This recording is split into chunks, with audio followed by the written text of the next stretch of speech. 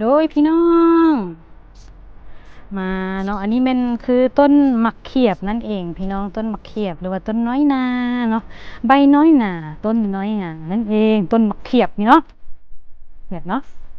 เป็นสิมาเก็บเอาเนาะใบมะเขียบใส่ต้มไก่แซ่บเนาะธรรมดาแม่นเขาเจ้ามักใส่ต้มเป็ดเนาะมันก็แซ่บจังเนาะถึงว่าต้นมันใหญ่เนาะใหญ่แล้วจังไปเก็บเนาะซั่นบ่มันสิเครียดว่าซั่นเพิ่นว่าล่ะว่าเนาะเพิ่นสิเอาประมาณ7 ใบพี่น้องสี่เลยเนาะหก7เนาะนี่เด้ได้แล้วก็สิไปใส่ตหม้อต้มไก่ของเราให้น้ำมันนัวแซ่บนั่นเองเนาะนัวแซ่บเนาะลองเฮ็ดเบิ่งเด้อพี่น้องเด้อคันผู้ใดบ่เคยเนาะต้มเป็ดต้มไก่ใส่ใบมะเขือเนาะเอาแค่นี้แหละเนาะบ่เอาหลายเนาะ7 ใบ 8 ใบพอละ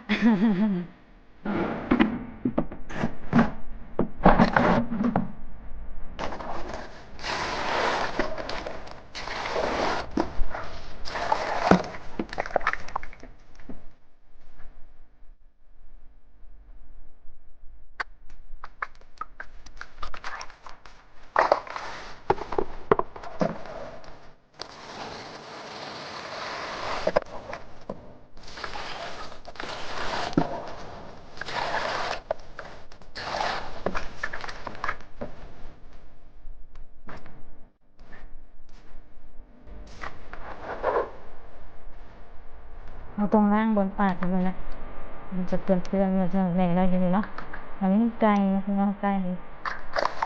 ของเตือนอยู่เนาะไก่ซื้อมาพี่น้องไก่สั่งหรือแบบก็ทำเป็นเนาะหัวเนาะแล้วก็ไม่เป็นร่างเลยเป็นมาทั้งหมดร่างคือ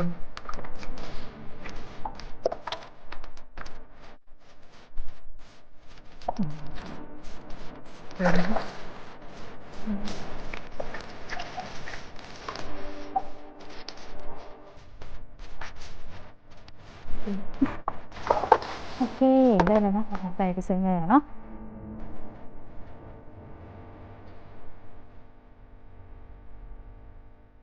ไปหม้อกระเบือดเนาะนี่ดังต่อมาเนาะโอเคเขาจะเอามาสิไข่ใส่พี่น้องนี่มาสิไข่เนาะมาสิไข่ตะไคร้หรือว่าใบหรือว่าเก็บกระสิใส่ที่ตัด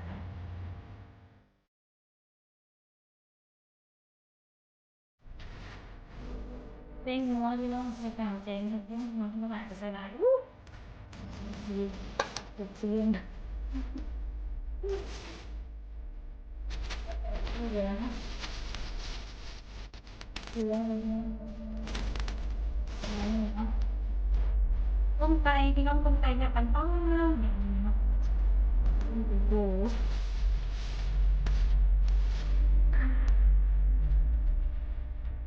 โดยหลังจากที่ต้มไก่ไปได้หลายนาทีแล้วเนาะวันนี้เป็ดจะเอาใบอันนี้ใส่ใบน้อยหนาใบมะเขือนั่นเองใส่มันซิเซ่บนะพี่น้องเนาะใส่ลงไปเนาะเพราะว่าเมื่อกี้นี่เป็ดกลับด้านแล้วเนาะกลับด้านไก่แล้วเนาะมันกระเปื่อยดีแล้วแหละเนาะดีแล้วพี่น้องโอ้ยออกขายทวนๆปิดฝาไว้เนาะจังไหนจะได้แล้วเนาะ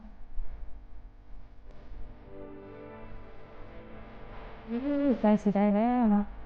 สดเดือดอย่างเนาะใส่ให้กระสุกแล้วเริ่มซึมหอมแล้วเนาะต้มสมุนไพรหัวสิไข่นั่นเองต้มแบบบ้านๆดึงอย่างนะนะ